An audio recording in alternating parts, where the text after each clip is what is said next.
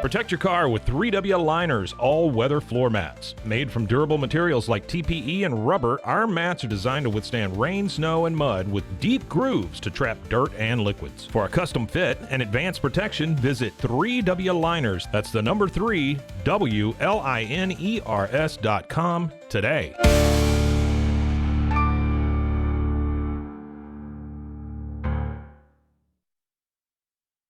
Relax with Hemp Delicious. Organically grown hemp, massively blended with delicious organic herbs, responsibly sourced for their holistic benefits. Each sip offers calming, antioxidant-rich wellness. Brewed just for you. Sip the calm with Hemp Delicious. Find your blend at hempdelicious.com.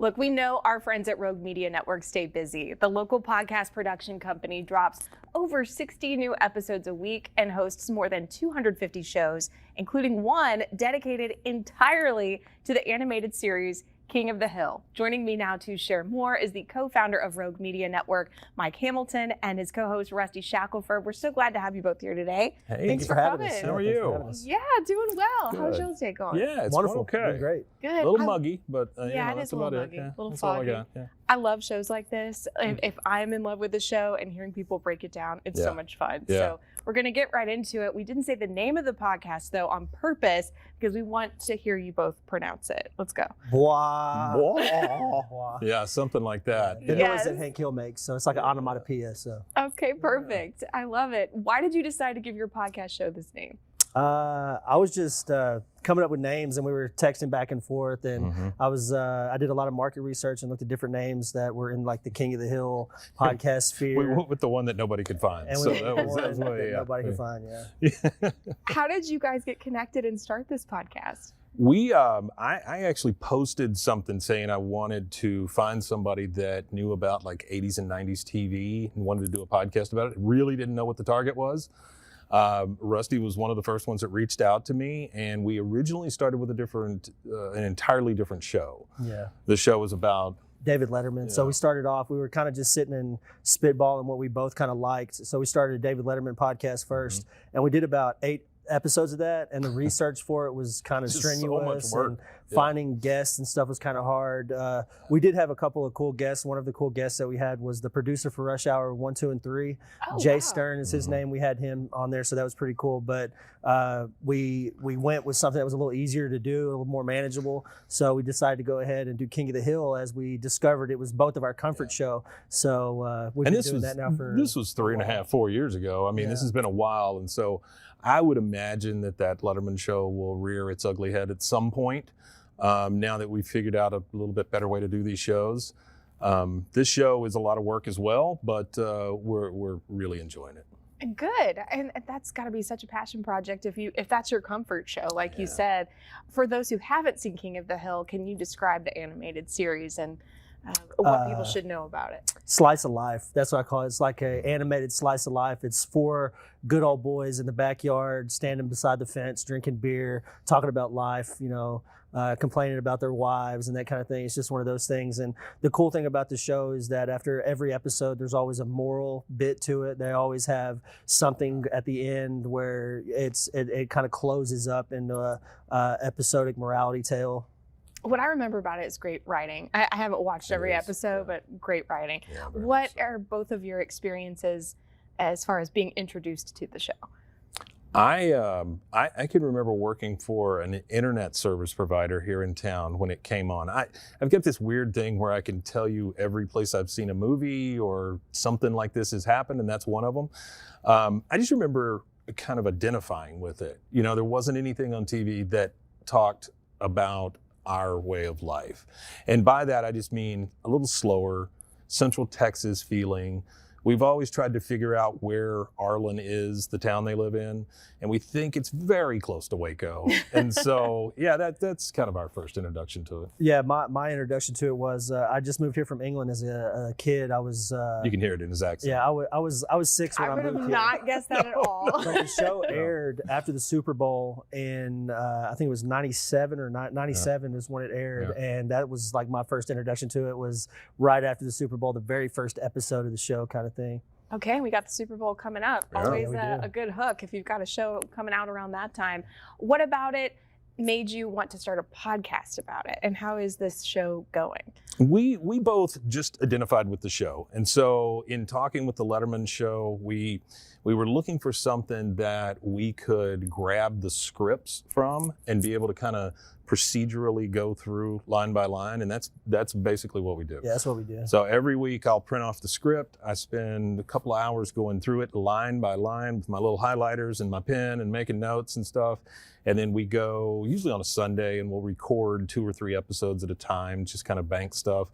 But yeah, it's line by line. Yeah, one of the things that I guess I like about it was you could go to any neighborhood in Texas and meet these characters. They're people that you know in your real life. They're really relatable people. And that's what I thought is we wanted to have something that's relatable to not just to us, to our experience as Texans, but something that we could relate to other neighborhoods in the United States, because these guys are in every neighborhood in every state, you know. So It's a 22-minute show that takes us about an hour and a half to talk about each week. So.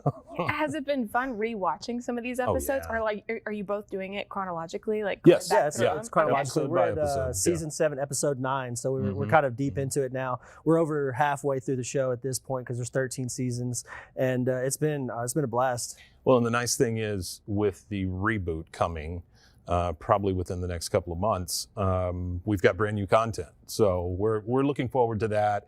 We hope that it stays true to what we know and love now. But yeah, episode by episode. And honestly, I don't remember a lot of it as we go through it. And I think that's good for the show, honestly. Yeah, a lot of times you remember how it made you feel, but you don't Yeah. remember some of the details. Yeah. You go back absolutely. and rewatch your favorite absolutely. show. So you're seeing different jokes, and like you get to really appreciate the writing going through it the way we go through it, because we actually see the script and we go through line by line. So there's jokes that didn't stand out before that you catch, and there's just different like cultural references and stuff that you see that you wouldn't otherwise have gotten before as a kid.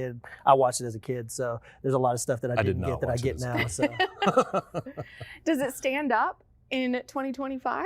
it stands up It in does. 2047. It's Yeah. Okay. I think it's a timeless show for sure. It's very much about family, and it's about being true to your friends and your family, and just it's also, I think a lot of people think it's very conservative because of where it's based and what it's about, but it's really not. It's very accepting to all kinds of ways of life and different creeds and makes of people, and that's one of the things when it wraps it up at the end, you're like, well, this is not at all what I thought it was, you know. Yeah, like there's one episode where he meets George Bush, and he's this big conservative guy, and he loves George Bush, and then George Bush sticks his hand out, and he's got a cold fish handshake, and so he's very disappointed, you know, and so he realizes that he's just a man, you know. You guys hit a milestone recently. Would you Yes. like to celebrate that here? What happened? 150K downloads total on YouTube so far, or listens and watches. That's just and YouTube. then it's been 3 years. We've hit our 3-year mark. So 3 we've been years. doing this for 3 years now. So it's pretty fun. It's been a great experience. Twice a week, 3 years. So Wow, there you go. congratulations. Thank you. Yeah, that's Appreciate a it. long time. Yeah. Well, guys, who's your favorite character and why? I like Dale Gribble. I think he's funny. He's a conspiracy theorist, and he always has these outlandish conspiracy theories that he latches onto and stuff like that. And I don't know. I think that's probably my favorite character. Cotton is my favorite. Hank's dad, the one without any shins. And it's just because he's so ridiculous and over the top, you know, that I love a good bad guy. He's a good bad guy. Good villain. Yeah. Okay. Yeah. All right. Anything else that you guys would like to add? And by the way, you can scan that QR code on your screen as we're talking if you'd like to learn more about the podcast. I just want to say how much we appreciate our fans. Absolutely. We get stuff in the mail, we get emails, we get phone calls, we get all of these things. Like some guy sent us the entire season on DVD, or that's all of the seasons. One of our you know, fans the sent whole me a thing. laptop, actually. Yeah, I mean, had it's mentioned crazy. that I needed a laptop for production because my laptop was out of date, and he reached out and said, "Go to Best Buy and pick it up in your area." I already And sent that it guy to you, so. still helps us out with the show. He's a part of the He's production. in Florida I guess you now. could say, He does fact checking and stuff for us. That's amazing. Yeah, Wait, it's cool. Can we all say the name together? Can you teach Yeah, me again? sure. Bwaaa. Yeah, you got to give it a little bit of that. Yeah. That's what it's called, a King of the Hill podcast. It drops every Monday and Friday, and you can listen to the previous episodes by scanning the QR code I mentioned that's on your screen. Again, big congrats to your following, Mike and Rusty, and we will be right back.